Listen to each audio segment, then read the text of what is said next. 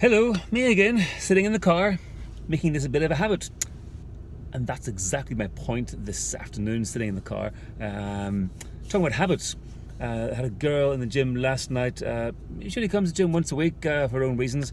And I'm always trying to encourage people to do a little bit of homework, whether that is practicing some movement skills or doing push-ups or squats or something they need. In this particular case, the girl needed to practice some mobility work during the week to keep her back and her shoulders happy with her workload. But she struggled with the idea of when do I do this? How do I remember how to do this little task? So this made me think of a little workshop I did a few years ago online that was designed by a Professor B.J. Fogg. That's his name. I think he's a professor at Stanford University. But he is a behavioral scientist, and he had a great product called Tiny Habits. Well, not a product, it was more of an online program. But the concept of the Dr. Fogg's program was attaching new habits onto already established habits, things you already do. So he made the point of, I think in a lecture he was doing on TEDx. If you don't watch TEDx, it's great. Anyway, he's standing and he's talking about he couldn't believe that if a year ago he told himself in a year's time he could do 70 to 80 push-ups a day. He just didn't believe that. He thought it was a bizarre concept that he would be able to do 70 to 80 push-ups in a year's time. But here's what he did in that year beforehand. Every day, and don't laugh at this next bit, every time he went to the loo for number one, he did a couple of push-ups afterwards. He made the point that he washed his hands and he flushed, of course. So something you do every single day, he attached something onto. He wanted to get better at doing some exercise. So he did 1 or 2 push-ups every time he went to the loo. That turned into 2 or 3 push-ups, 4 or 5, 6, 7, up to 10 push-ups, until going to the toilet 8 times a day, he was doing 10 push-ups, 80 push-ups a day. Simple as that. So like any new habit, if you attach that habit onto something you already do, it becomes immensely easy. It becomes part of the routine. So in my case, I've always had problems in my neck coming from my cycling days. Every morning, I'm waiting for my espresso machine to warm up.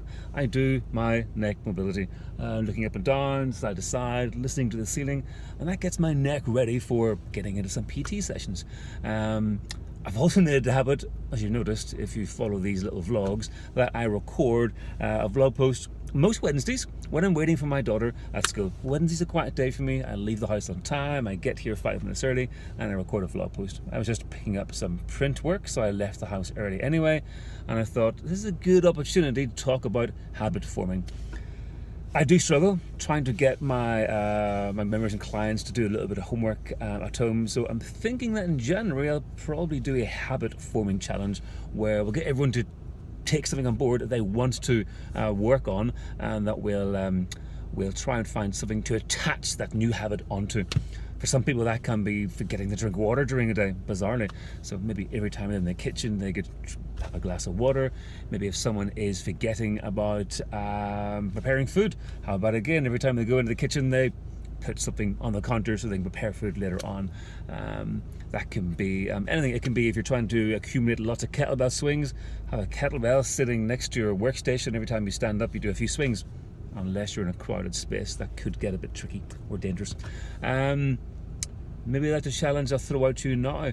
Think of something that you want to do, you're not doing because of stupid excuses, let's be honest, not having enough time, forgetting to do it. And maybe think of something you do during a day you could attach that thing onto. Simple. For me, I'm trying to make a routine habit of doing these vlog posts rather than writing blog posts, to try to engage with everyone I want to help in training, or just engage with, full stop. So I'm trying to find my own ways to create little vlog posts during a day. That can be me waiting for a client. I can be doing a quick vlog post or a quick tip of the day type thing. So I'm trying to build in my little vlogs and my new habit onto existing habits, things I do. That's almost 5 minutes. That's long enough. Think about that. Get back to me. What thing are you trying to do and you're not doing because of stupid excuses? Let's be honest. And what kind of things can you attach that onto? Get back to me. I think it's a good idea. Thanks for watching.